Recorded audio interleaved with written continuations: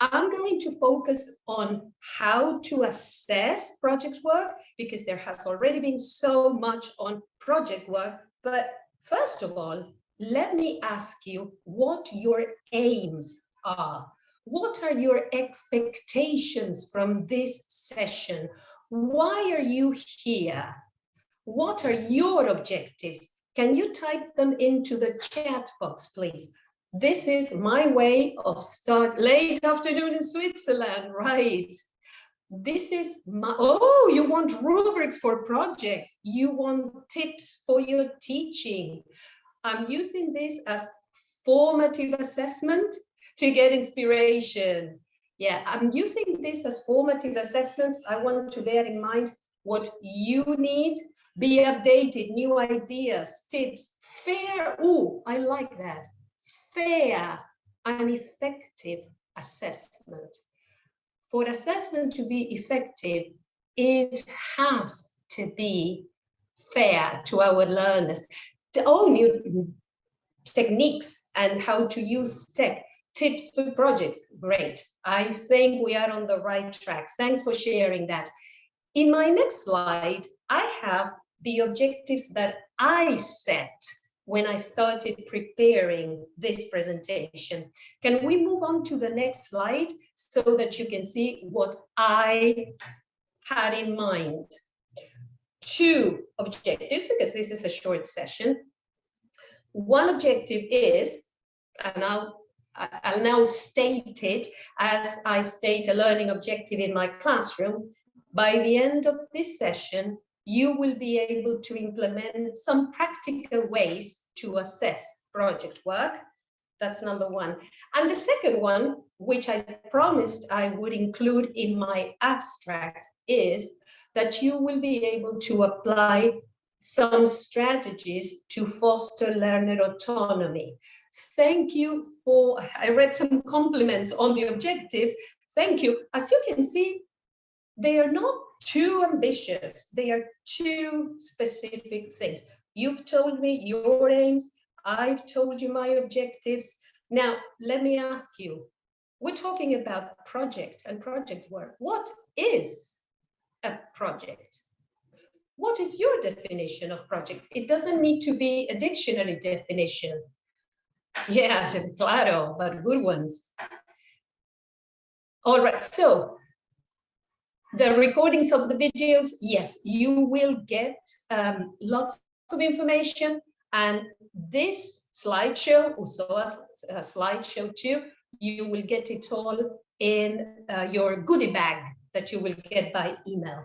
So several people are talking about teamwork.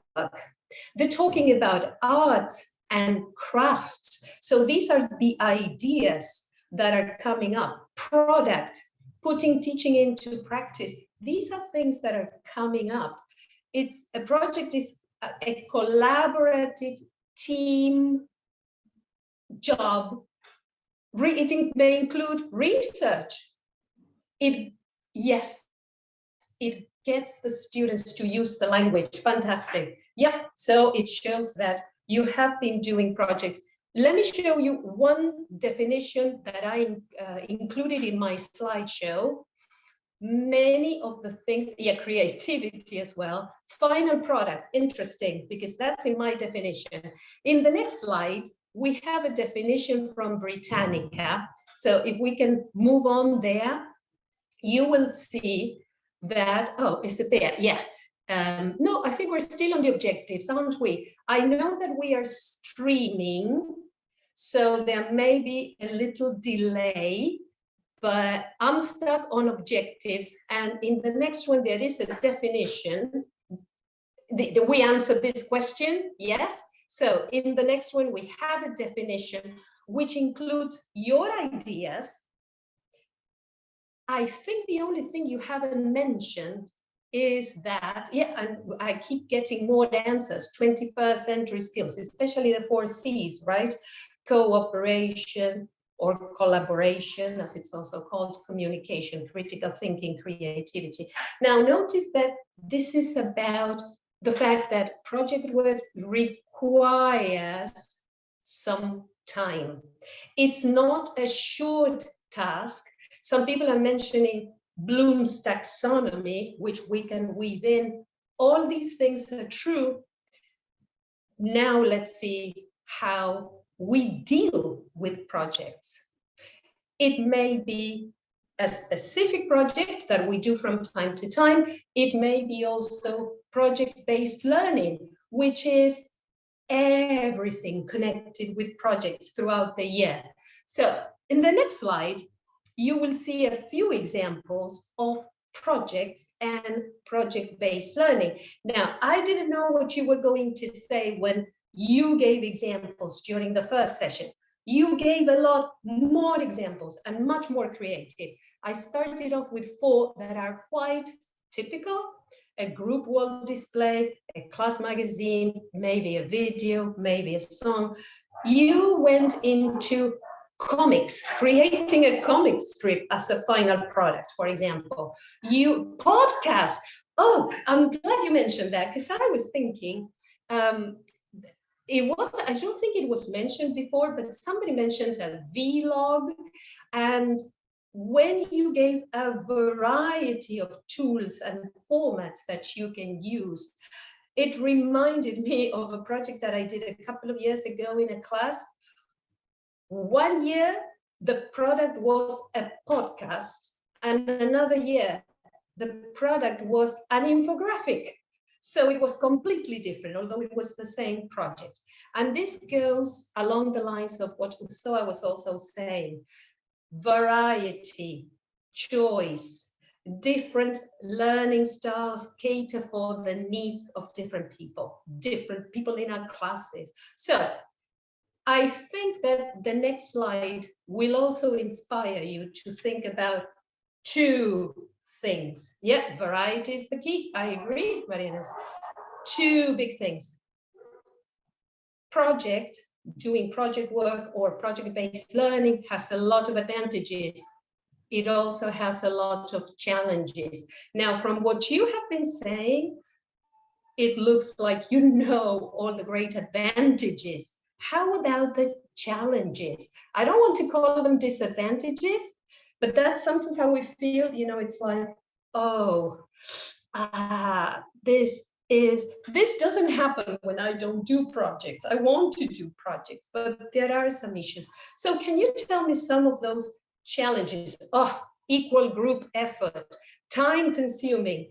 Some students may overtake and some rely. Time again, yes. Hard work. Lack of materials, resources, the range of interest, absolutely. Timing, all time management, all of these things are absolutely true. Commitment, motivation, parents doing the project instead of the kids. Yes. Now, this session is about assessment. Look at my next slide. When I was thinking about the advantages that I know many teachers find when doing project work, I thought of all that. I thought of some of the things that you mentioned as challenges, but one that is a biggie and that I am addressing now in this very session is how to assess project work. It's not the kind of thing that can be assessed through a quiz or a test or even a longer exam. So how do we assess? Well, I think we need to consider 2 things first. 2 double H question words. You use rubric, excellent, because I'm going to go back to rubrics in 5 minutes. Take a look at my next slide, and let's see if this is something that you also do when you assess actually anything. This session is about assessing project work, but when we assess, and several people mentioned authentic assessment in the chat box, several people spoke about formative assessment or assessment for formative purposes, as it is technically called. We always start off with the what. What are we assessing? And what we are assessing, the process and outcome, yes, by what we are assessing. I mean, everything. It is based on our learning objectives. Are we working on social skills, academic skills, cooperative learning? Whatever we are focusing on, that's our learning objective, and that's what the assessment has to be based on. You said fair assessment in the chat box. That's the only way. Then there are also different formats. That's the how. Some teachers may prefer to do assessment of a project through anecdotal records or comments. This is very time consuming. It takes a lot of effort, but it's very personalized. It's great if you can do it. What I'm going to focus on in this session is using rubrics. Let's take a look at the next slide so that I can give you a couple of examples of the what. The learning objectives, maybe we need to look at two different areas: the content objectives and the language objectives. I'm thinking of a CLIL-oriented class. I'm thinking of STEM, STEAM. I'm thinking of subject teaching. One of you mentioned natural science. You said, oh yeah, that's what we do in natural science. But it doesn't have to be a subject. The content may be a lot more general and all-encompassing. If you saw the session that Harry Waters and Magdalena did last week, when they spoke about projects, and you can see them in the Macmillan website, because it's very green ELT, which we love. And those projects maybe had a different learning objective in the content. Maybe the objective was to raise awareness, or maybe it was something more specific, to come up with solutions. Those are learning objectives based on content, but there are also the language objectives. The macro skills, the project may be more for listening, speaking, reading, writing, or it may be a combination. As language teachers, yes, you're right, most of the course books have these, exactly. They are spelled out for us, and we need to take them into account when we assess.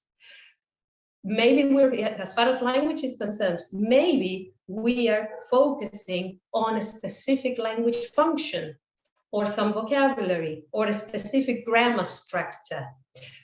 This is all possible, and this is all up to you as teachers, up to us as teachers to decide what are we assessing in this project. Maybe there are a lot of things that are happening. We only want to assess exactly. Objectives should be measurable. So we're going to focus on a few.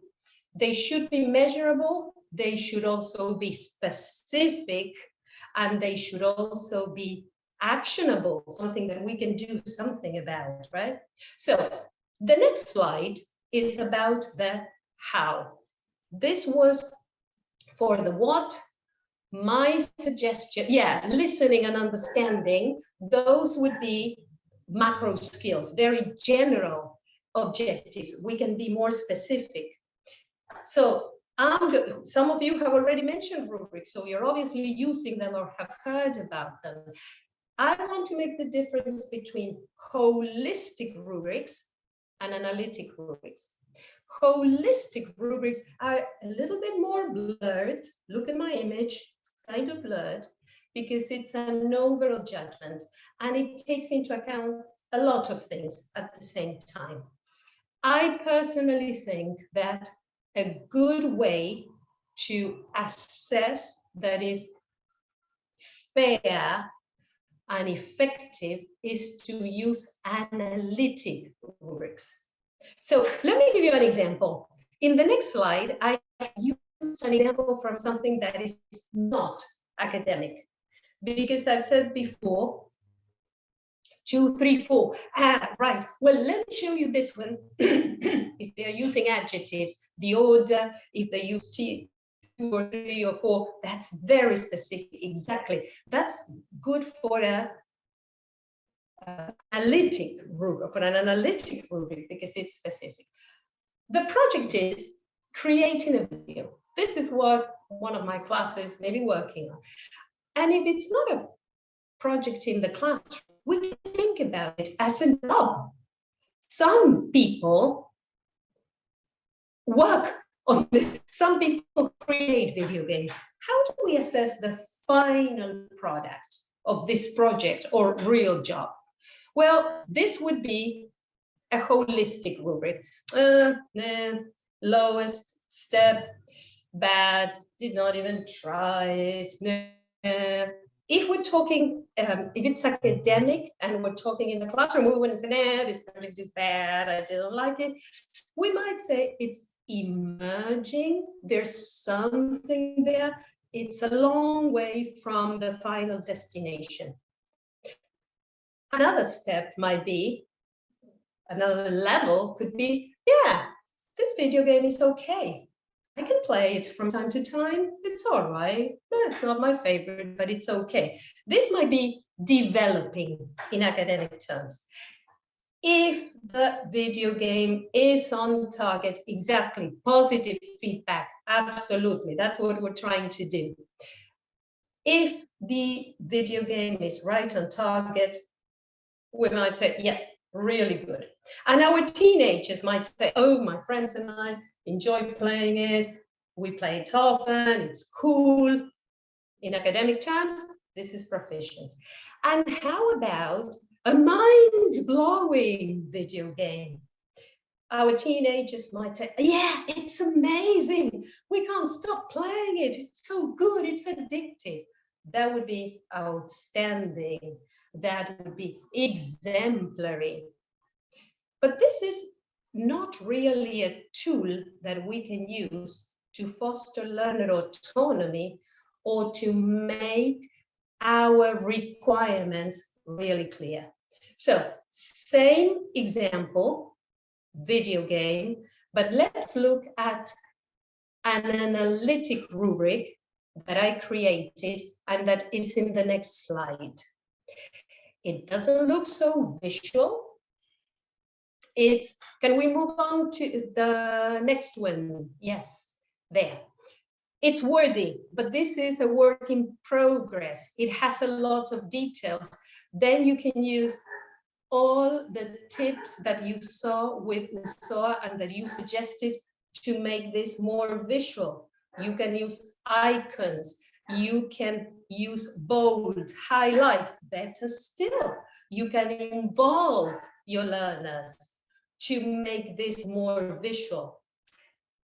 The bottom line here is this is a lot more specific and detailed than the holistic rubric that I showed you first. To create it, to design it, first of all, I had to think about what counts. And this was in the definition by Heidi Andrade that I suggested in one of my previous slides. When we give a rubric, a scoring rubric, we are thinking about what counts. Now, for me, if we're thinking about a video game, I think of three things to begin with. It has to have a storyline. The level of challenge is important because I want to play. Too hard, I'll get frustrated. Too easy, I'll get bored. And I want to think of the graphics. So those are the three things, the three criteria that I have chosen. When we assess, we decide how many criteria we want to focus on. Yes, and we can use different weightings. Exactly, Elizabeth. Yeah. We have to decide as teachers how many criteria we want to focus on, and this depends on the age of our learners. It depends on their language level. It depends sometimes on their personalities. You know how there's some kind of chemistry in a classroom? Some classes seem to have more tolerance to frustration. So we may want to, some people are going with thumbs up, so I think that you agree. Some of our teenagers may need to focus on only a couple of criteria. Some may be able to focus on more. It's our decision. And then we need to think of those levels, and we need to think of a description of each. Because if we don't give our learners a description of what makes a video game amazing, we're not really help them to self-assess and to reach the destination. Marianne is saying exactly, yeah, we need. So for example, storyline. If it's an amazing storyline, for me, all the elements of the plot and the characters are so detailed. It's so obvious that they were planned in advance. When I play, I feel part of the game because of that. That's an amazing and outstanding video game. And I have described each of the categories as best as I could. And working with a class and getting my students' feedback, we could change some of these things, or we could explain some of these things. Now, how about the steps then? How do we create this? Well, that's in my next slide. It's basically 3 steps. With 3 steps, we can go a very long way. So can we move on to the next slide to see the steps that we follow? Step number 1, we need to list the criteria. Thinking of the video game, I thought, the storyline, the graphics, the level of challenge. If I'm talking about an oral presentation, I may want to focus on the content, because we are also assessing the content or not. It depends on what you decide. We can assess the fluency. Somebody saying that they cannot see the slides. Is this happening to everybody, or is this just a technical problem? You can see the slides. Okay, so I'm sorry, if there are some people that can't see the slides, it may be your connection. Good thing is that this is being recorded. You will get the recording. You will not have problems with the connection there. And I'm glad to see so many people can see the slides, and you will get the slides. Anyway, first step is to list the criteria. And I was saying, for an oral presentation, I will think about content, maybe. Fluency is important for me as the teacher, so I will include that. At a higher level, this is actually based on a rubric that I created a year and a half ago, to be exact, for a class. This was a group with which I wanted to focus on eye contact. I didn't want learners to read or to just be rambling and looking around. I wanted to focus on the audience. So I included that in my criteria. I also included academic vocabulary because this was at a high level, but you as the teacher decide what criteria you are focusing on, and that depends on the project goals. Second step, determines the performance levels, ideally from 4 to 6. In my example, some people may want to work on intonation, volume, speed, absolutely.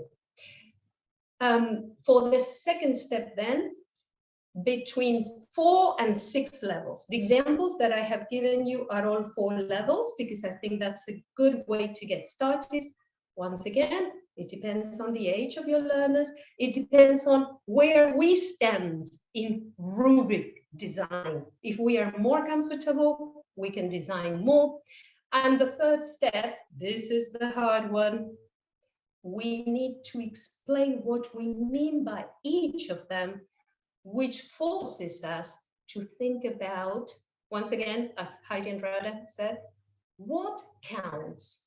What makes eye contact outstanding or only developing? So my concrete example, using these steps, is in the next slide. This is something that I used with a group of students.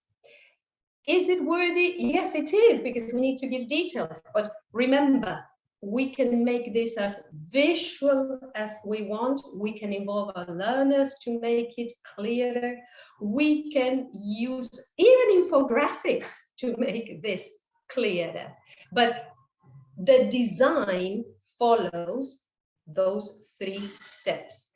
Now, the rubrics are going to help us a lot to assess. But remember, the other thing we said was that we wanted to foster learner autonomy. Well, that's in my next slide, because that rubric that we design is something that we need to use throughout the process. Actually, we start assessing absolutely mixed abilities, yes. And the good thing about the rubric is that it can also be differentiated. You might not want to use the same rubric for everybody, and that's valid. So we start assessing before we start the project, actually. When we give instructions, we are starting to share our expectations. As Usoa said, when we use examples, we are also showing our learners where we want them to go. If we share the success criteria, and the success criteria can be the rubric, the specific rubric we're using, then it's fair on our learners, and we are making it clear to them. This is what we're going to use. Then during the process, during the project, we continue to use these analytic rubrics. We use them as assessment for formative purposes. We give feedback to our learners, and this is what really helps with learner autonomy. We ask them to also use it for self-assessment or for peer assessment. Somebody was asking in the chat, do we give this to our students in advance? Absolutely, yes, because it's making it clear that this is what we have in mind. This is our expectation. This is before and during. In the next slide, and we're getting to the end so that then we can have a few minutes for questions. We are also using the same rubric for after in 2 ways. We, teachers, are using it for assessment for summative purposes. When we go through it's not a checklist, although it's inspired or based on a checklist like the ones that Usoa was talking about, but it's a lot more specific. We use it. And we go, yeah, here it is, and this is the evidence. But at the same time, our learners can still use it, the same rubric, as a final step for self-assessment and reflection. And this includes the step further, which is, what did I learn from this project? What did I learn about me working on this project? How can I do it better next time? So the last slide of my presentation, which is the next one, and then we'll have some questions and answers. Remember the objectives. Now I'm going to do a bit of self-assessment, and you can assess the session. I said that you would take some practical ways to assess project work, and I focused on using analytic rubrics. I think we did that, judging from your responses. You can think about it. Is this objective achieved? And I also said that we were going to learn how to apply strategies to foster learner autonomy, and that is giving the success criteria right from the beginning, and then using the rubrics for self-assessment, peer assessment, and to give feedback. So I hope I have achieved my objectives, and we can now have some time for questions. Right, Martin? I think we're right on target, aren't we? Of course, we're right on target. That was a great presentation, by the way, Claudia. That was awesome. Thank you. Thank you. Yeah, so we have some time for questions. So please feel free to write them on the chat. But there was one that I took note, and I thought that it was really, really good. There was a person, I don't remember the name, sorry, that asked if students should know the criteria. What Absolutely. do you think? Yes, absolutely. That's the whole point. To make assessment fair, we have to tell our learners what we are assessing and how we are assessing it. Absolutely. Now, if there are a lot of things that we are working on, but there are only some that we are going to assess, I think it's also fair to tell our learners, look, I'm not going to assess eye contact this time. When we make an oral presentation, we want to make eye contact, but I'm not going to focus on this so much. This time, I'm going to focus more on the content. I want you to focus more on fluency, and I want you to focus more on collaboration, because as you work on this project, it's not only the final product that can be assessed. As you work on this project, we want to see how you work with your classmates. So in that case, the rubric would be, the criteria would be collaboration. And then we have to describe what makes collaboration amazing. Why am I saying amazing collaboration? Because you are always listening to the other team members, and you help out, and you ask questions, and you are always ready to bring in materials. We have to define each of them. So absolutely, yes. Awesome. Yes. And I think, two questions that are very similar here in the Q&A. The first one says, can we assess the project work subjectively? And the other one says, should rubrics always be measurable and objective? I think they're very similar. Okay, well, one thing at a time. Can you repeat the first question? I think that will trigger off the next one. Yeah, can we assess the project work subjectively? We always have a subjective component when we assess. And this is my personal feeling, but I'm also following here Professor Gavin Brown from the University of Auckland. He's a big name in assessment. He's all for formative assessment. Now he says, even what we consider the most objective form of assessment has a subjective component. To begin with, when we decide what criteria, what are the things that we're interested in. But a holistic rubric is extremely subjective. It's, hey, great, lovely, oh, this is awesome, I find it so fun. That's very subjective. What I find fun may be different for other people. Now, when we go more, and this is connected with the second question, when we go into descriptions that are more quantitative and qualitative, I think we're playing fair, because we're being more objective and the learners have something to grasp.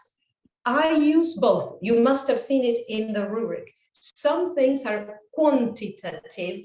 The description has to do with the details it has to have.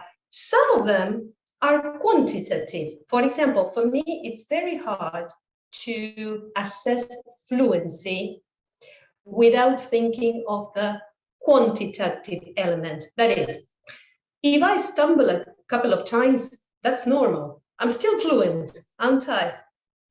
Now, somebody who stumbles so much that we can't keep track of the message, that's not fluent, is it? Because it interferes with communication.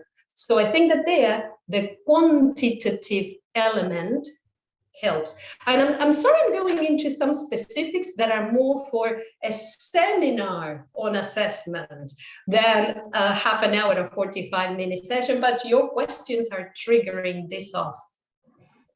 Thank you, Claudia. So I think we have time for 2 more questions. There's one that was very popular. Many people were asking, and Luciana also asked, how can we deal with unequal effort when there are always students that work very little? Great. Create a rubric for effort.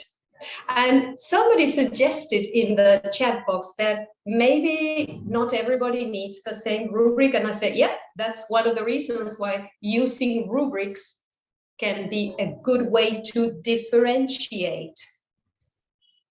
We can use a rubric for effort for everybody, or we can use it for some people, but it's exactly the same thing.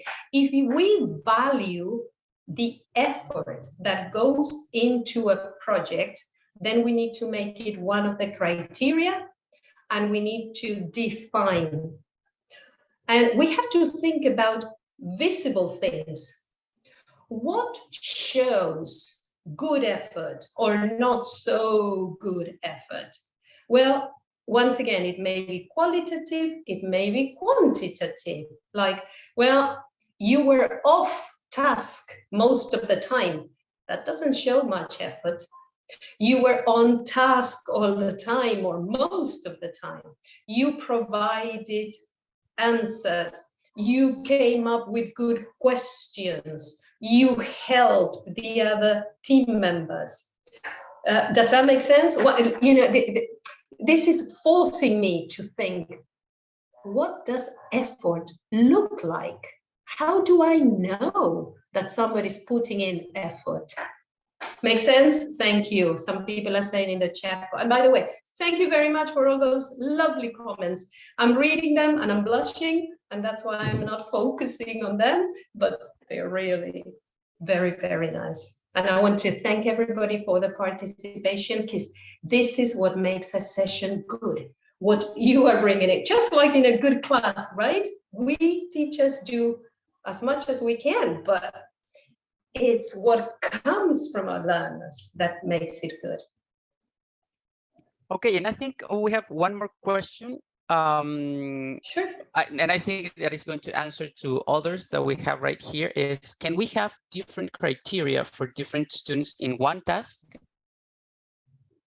Well, this is our session today is about assessing project work. And the answer is yes. And when it comes to tests, because that was the question, right? About a test, or did I get it wrong? The question says, can we make different criteria for different students in one task? In one task, right? Yep. In one task. Well, yeah, that would be, once again, I'm throwing in things from different contexts. That has to do with the big philosophy and the big theme of differentiation. We can differentiate the instruction. Different learners need different things, different ways to do the instructional part. The product may be different. That's differentiation. And what we are talking about is the criteria is also differentiated. If we have a mixed class, mixed ability class, we need to use differentiation. Or if we have beginners, we may have a class where many of our learners are at a certain level, but some are still beginners, new students. Yeah, absolutely. It's one of the biggest in education these days, differentiation. We definitely can. We have to see what the institutional approach is. Many institutions are already going for differentiation, and we also have to be pragmatic. we teachers are very busy. We juggle so many things at the same time, and differentiating implies a lot of time and effort. Okay, thank you so much, Claudia. And I'm really sorry you have so many questions right now, but we don't have time. They're coming up. Look, I'm fine. I don't mind staying a few more minutes, but I know we have a framework. So you decide if you want to. My email address is in the slideshow, and I repeat, we will get the slideshow together with the goodie bag. So you can always write to me. You can contact me through Macmillan. I will be happy to answer any specific questions. This is just the tip of the iceberg. And I'm glad you have questions that you will need to develop further and try to find your own answers. Okay, awesome. Thank you so much, Claudia. This has been really interesting. And for a fact, we know that there's a lot to talk about criteria and assessment. So we're really, really happy to have you here. And we've learned so much from you. Oh, thank you. I've learned from all of you too. So I'm just going to leave you so that you can do the grand finale, Martin. Thank you so much for your help today. You were awesome. Thank you. Bye, everybody, and thank you. Bye, Claudia.